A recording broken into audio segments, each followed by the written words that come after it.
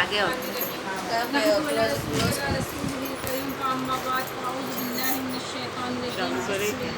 Number का ऐ Ghaus sir भला क्या कोई जाने कैसे तेरा, ऐ गौस सर भला क्या कोई जाने कैसा तेरा, औलिया मलते हैं आंखें वो है तलवा तेरा। सारे आफ्ताब जहाँ करते हैं काबे का तवाफ, काबा करता है तवाफ़े दरे बाला तेरा।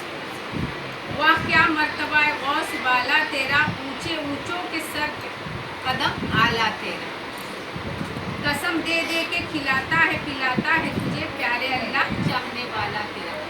एक बार ये जो लिखा गया आला हज़रत ने इसमें लिखा था कि हज़रत गौसे आज़म ने जब वो बहुत ही परेशान हो गए थे, जब उन्होंने इनकी तालीम 26 साल की हो गई, तालीम पूरी की, तो जंगल की तरफ चले गए। जंगल की तरफ गए तालीम हासिल करने के बाद 18 साल की उम्र में वो गए बगदाद, 8 साल वहाँ पर तालीम हासिल की, तब उनकी उम्र हुई 26 साल। 26 साल में वो जंगलों की तरफ निकल गए। जब जंगलों की तरफ निकल गए तो उन्होंने ज़िद कर ली थी कि मुझे जब अल्लाह खिलाएगा तभी मैं खाऊँगा, अल्लाह खुद से मुझे खिलाएगा तभी मैं खाऊँगा। काफ़ी दिन गुजर गए, बाद में खिज़र अलैहिस्सलाम दूध का प्याला लेकर आए, तो बोले नहीं, मुझे मेरा खुदा खिलाएगा, अल्लाह खिलाएगा तभी मैं खाऊँगा। बोले ये अल्लाह ने तो निदा आई अल्लाह की कि मैंने ही खिज़र को भेजा है दूध का प्याला लेकर, तो उन्होंने वो दूध का प्याला नोश करना। तो उनका बचपन अगर जानना है तो वो पैदाइशी वली थे, पैदाइशी वली थे, माँ के पेट से वो 18 पारे हिफ्ज़ थे। अब ये बात उस वक्त जब उनकी पैदाइश हुई तो रमज़ान की पहली तारीख थी, लेकिन लोगों में कन्फ्यूज़न था उस वक्त जिलान में कि रोज़ा मतलब कल रोज़ा है कि नहीं है, तो सब कन्फ्यूज़न में थे। तब उनकी माँ उम्मे खैर, फातिमा उम्मे खैर, उन्होंने कहा, बहुत ही पाकीज़ा थी, उन्होंने कहा कि मेरा बच्चा सहरी के वक्त से अभी तक इफ्तारी तक कुछ दूध तक नहीं पिया, पैदा हुआ है, जस्ट पैदा हुए, सोचो कि पैदा होते ही उन्होंने रोज़ा रखा, मतलब कि उन्होंने कहा कि इससे मुझे पता चलता है कि आज का रोज़ा है। तो सोचो पैदाइशी वली थे वो पैदा हुए तब से उनका मामूल था कि रमज़ान में वो सहरी से लेकर इफ्तार तक दूध नहीं पीती थी, माँ का दूध तक नहीं पीती। अब उन्होंने एक बार अपनी माँ से कहा, एक बार मदरसे से आए, माँ से कहा कि जब वो मदरसे जाते हैं तो मतलब आसमान से निदा आती, आवाज़ आती कि अल्लाह के वली के लिए जगह वसी कर, अल्लाह के लिए वली के लिए जगह, मतलब जगह छोड़ दो अल्लाह के वली के लिए। मदरसे में भी इस तरह से आवाज़ आती, अल्लाह की तरफ से आवाज़ आती।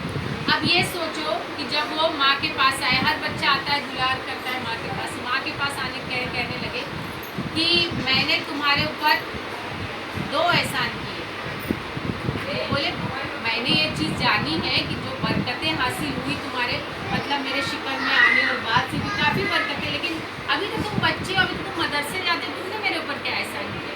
बोले माँ याद करो, एक बार एक फ़कीर दरवाजे पर आया और वो मतलब नॉक जब किया, उसके बाद तुम्हारे हाथ में 2 सोने के कंगन थे, लेकिन वो डाकू था, चोर था, और उस हालत में वो आया था, वो तुम्हारे हाथ बढ़ाकर कंगन को खींचना चाहता था, और ऐसी हालत में आप अंदर दौड़ी, आपके साथ वो पीछे आ गया। उस वक्त आपने अल्लाह को याद किया, तब वहाँ पे घर में एक शेर आया, अचानक एक शेर आया, और शेर ने आकर पूरे मतलब वो चोर को चीर फाड़ के उसको ख़त्म कर दिया।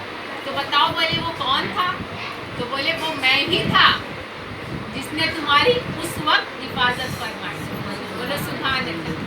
तो बोले अच्छा दूसरा वाक़या क्या है? कुछ वक्त के बाद इन्होंने फिर ये बात कही थी, मैं एक साथ दोनों बात बता दी। तो बोले एक और एहसान मैंने आपके ऊपर किया है। तो बोले अब कौन सा एहसान? वो माथा चूमने लगी, पहले ही बहुत बलिहारी जाती थी अपने औलाद को। बोले अब कौन सा एहसान है बेटा बताइए। तो बोले एक वक्त याद करो जब मैं आपके शिकम में था, तो आप एक बार अंगूर की बाग में गई थी और आपका दिल चाहा कि पके हुए अंगूर का गुच्छा में तोड़ दूँ। आपने 3 बार हाथ बढ़ाया था। बोले हाँ मैंने 3 बार हाथ बढ़ाया था। तो बोले जब 3 बार हाथ बढ़ा तो आपका हाथ पीछे कैसे आया? तो बोले मुझे अंदर से बड़ी घबराहट हुई तो मैं हाथ पीछे ले लेती। तो बोले दोनों बार, तीसरी बार आपको क्यों घबराहट हुई? बोले उस वक्त आपको पता था कि उस वक्त वो अंगूर के जो गुच्छे के ऊपर एक बिच्छू बैठा हुआ था, अगर वो आप वहाँ हाथ बढ़ाती तो बिच्छू आपको डंक मार देता। उस बिच्छू के डंक से मैंने आपको बचाया, ये मेरा दूसरा एहसान। अच्छा अब इसमें ये कन्फ्यूजन भी लोग ऐसा कहते हैं कि वो चाहते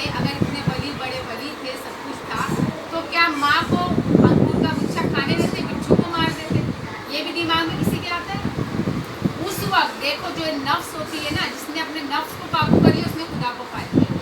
जो चीज़ की हमारी चाहत होती है ये कर ले वो कर ले, तो वो गुनाह की तरफ हमें माइल करती है। तो उस वक्त उन्हें अपनी माँ को ख्वाहिशात से अपने आप को दबाने की भी एक ट्रेनिंग देनी थी कि तुम्हें कोई चीज़ की ख्वाहिश हो, बड़े बड़े वली अल्लाह को अगर कोई चीज़ की चाहत होती ना, ये करो तो उसको और तर्क कर देते, उसको नहीं खाते। तो अपनी माँ को उनको ये करना था कि जो चीज़ की ख्वाहिश है उससे उनको दबाओ। तो सोचो उस वक्त वो भी अपनी माँ को भी ट्रेनिंग दे रहे पेट में होते हुए कि तुमको जो चीज़ की ख्वाहिश हो। देखो ख्वाहिश का इंसान गुलाम होता है तो गुनाहों की तरफ चला जाता है। तो उस वक्त उन्होंने कहा कि मैंने अपनी माँ को उस चीज़ से बचाया, मतलब ढंग से भी बचाया और अपनी ख्वाहिश को कैसे कंट्रोल करना, इस चीज़ को बचपन में उन्होंने अपनी माँ के ऊपर ये 2 एहसान किए।